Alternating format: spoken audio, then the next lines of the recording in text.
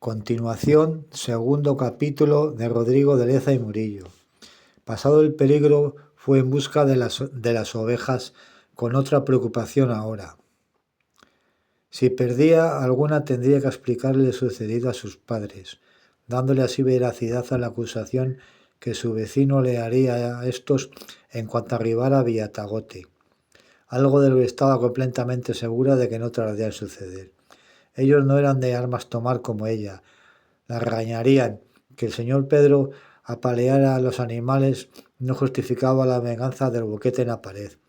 Así empiezan las guerras, solía decirle su padre, hombre de naturaleza pacífica, en aquellos tiempos en que la guerra era la forma más común de resolver las disputas. Entre álamos, chopos y arbustos bajos emprendió la búsqueda, pensando ahora en su madre, no la bronca que le echaría, sino la preocupación que tendría en ese momento al no verla junto al huerto del otro. Aunque dado la escasa movilidad que le había dejado el accidente, le sería imposible llegarse hasta donde ella se encontraba, sí podía acercarse a un pequeño saliente de donde se divisaba el terreno de su vecino, algo que Jimena sabía que ya habría hecho, o en breve haría, como lo venía haciendo la protectora madre desde que salió a luz el peligro que corrió con los cazadores, la imprudente y atrevida Jimena al bañarse sola sin más ropa que su piel. Desde entonces, cuando era necesario que la hija se alejara de la aldea, se acercaba al saliente de cuando en cuando. En un principio se mostró optimista, conocía de sobra el comportamiento del rebaño que caracterizaba a las ovejas. Donde iba una, iba el resto. A no ser que estuvieran enfermas o en parto, difícilmente se separarían de grupo. De las 12, 11 ovejas y un carnero, ninguna estaba enferma, ni le tocaba parir por aquellas fechas. Recorridos unos 500 metros río abajo, sin señal alguna, los animales comenzó a inquietarse, a ir perdiendo el optimismo.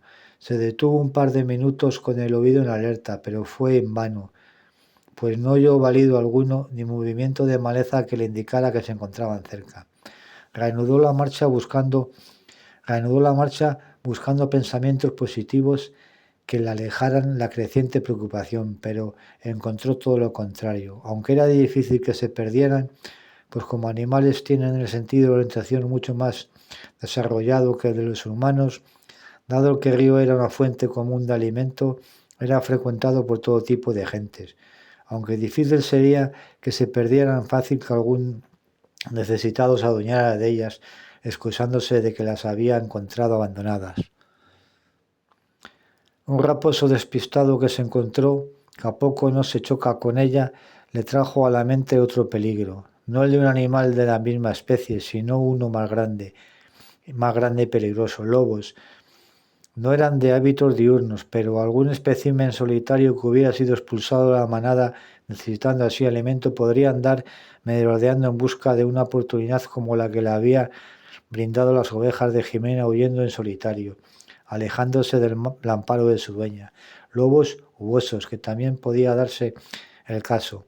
Aceleró el paso y su temor a quedarse sin parte de los animales que le brindaban las necesarias proteínas cárnicas con sus crías. Al instante decidió continuar la búsqueda alejada de la orilla, allá donde la abundante vegetación la mantendría oculta de los peligros que la rondarían, haciéndolo al descubierto, pegada al cauce del río, donde la maleza escaseaba debido a las crecidas que arrasaban con ella. 20 minutos más tarde, con la culpabilidad acuchillándola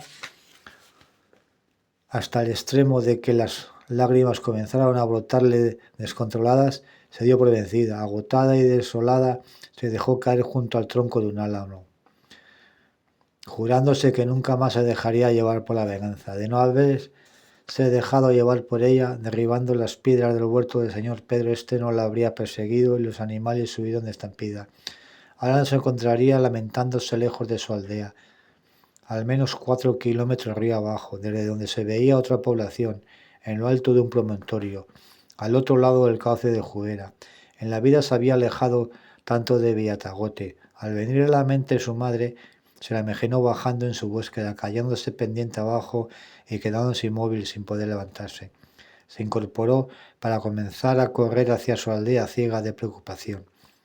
En su desesperada carrera, las ramas bajas de los árboles le azotaban la cara, rasgándosela. Pronto la sangre fue tiñéndosela de rojo. Este hecho, junto al aspecto de la saya, que además de la suciedad que en ella había dejado la labor de abrir el boquete en la pared, mostraba las huellas de los latigazos de la maleza, rasgones a través de los cuales se le veía la piel de su blanquecino cuerpo. Le daba apariencia de maleante.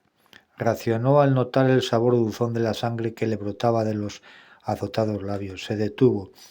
Se llevó la mano a la cara, se la puso frente a los ojos, luego se miró de arriba abajo y su rostro reprodujo un semblante de horror.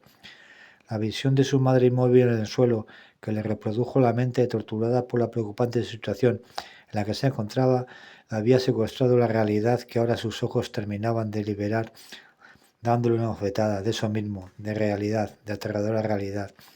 Miró a su alrededor, no reconocía el lugar donde se encontraba. El río sí, no le quedó duda alguna de que se trataba del pedregoso río Juera, pero la zona la desconocía por completo. Intentó tranquilizarse diciéndose que, aunque estuviera perdida, solo tenía que remontar el río o bajarlo. Probablemente en su desquiciada carrera en busca de su madre habría dejado atrás la zona del río de Villatagote y se encontraría cauce arriba. Se acercó al agua, se lavó las heridas de su lastimado rostro, buscó una planta que conocía por una asadora tía de su padre que sanaba las heridas aplicándole la savia en ellas. Una vez tratadas, echó otra ojeada a los alrededores.